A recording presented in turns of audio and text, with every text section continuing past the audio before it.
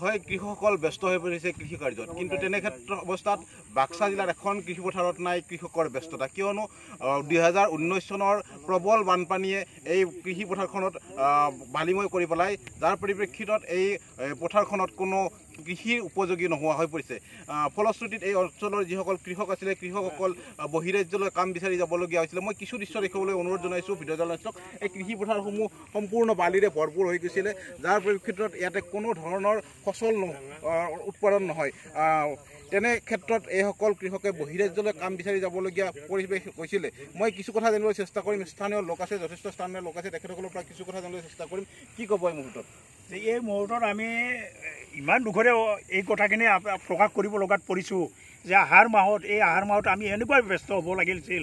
আৰু আমাৰ এই মাটিবিলাকত আগতে 15-20 মোনকৈ প্ৰতি বিঘা উৎপন্ন হৈছিল, কিন্তু দেখিছে যে আমাৰ সন্মুখত এতিয়া আমাৰ বালিচৰ পৰছে। 19ৰ পাগলীয়া নদীৰ প্ৰবল বানপানীয়ে আমাৰ এই পথাৰবিলাক বালি পেলাইছে, আৰু এতিয়া তাৰ ওপৰতে এতিয়া কাঁহী বোন গাজিছে, মাদ্ৰী বোন হৈছে, কিন্তু ইয়াত এতিয়া খেতি বোলা বস্তু নাই।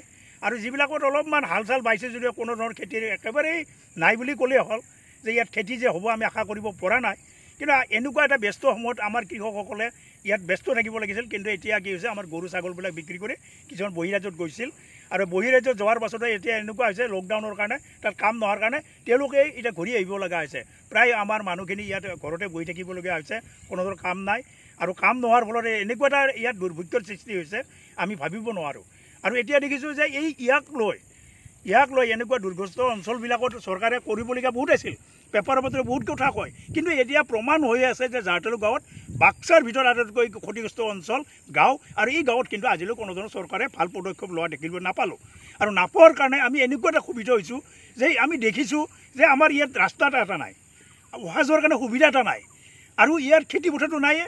ইয়াত আমাৰ পাগলীয়া নদী আমাৰ ঘৰৰ কাষেৰে বৈ আছে, এটা এনেকুৱা এটা নিষ্কৃষ্ট বান এটা আছে, যিটো বস্তুত এতিয়া ইয়াত কিছুমান লৈছে, স্কিম লৈছে, যিবিলাক এইবিলাক অন্ততঃ এনেকুৱা দিনত এনেকুৱা এটা ভুৱা চালি স্কিম লৈছে, যিটো স্কিমে যে আমাক এই যে ছাকচেছ হ'ব আমি আশা কৰিব নোৱাৰোঁ।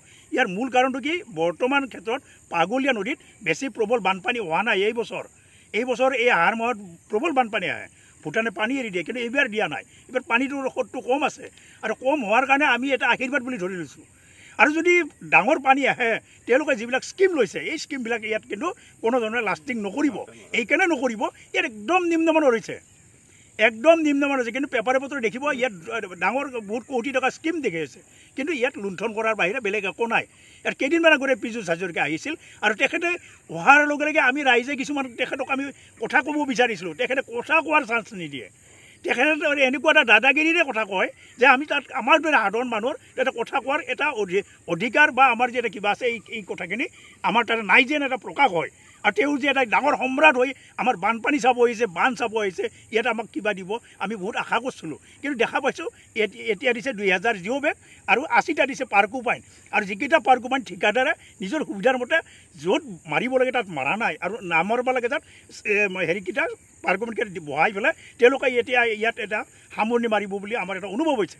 যে আমি এইকাৰণে এতিয়া ক্ষোভিত হৈ গৈছোঁ যে আমাৰ কাৰণে, এই দুৰ্গস্ত অঞ্চলৰ মানুহৰ কাৰণে, যে এই চৰকাৰে যে আমি এটা ভাল পদক্ষেপ ল'ব বুলি আমি খুব আশা কৰিছিলোঁ, কিন্তু এতিয়া আশাটো আমি এতিয়া বাদ দিব লগা হৈছে।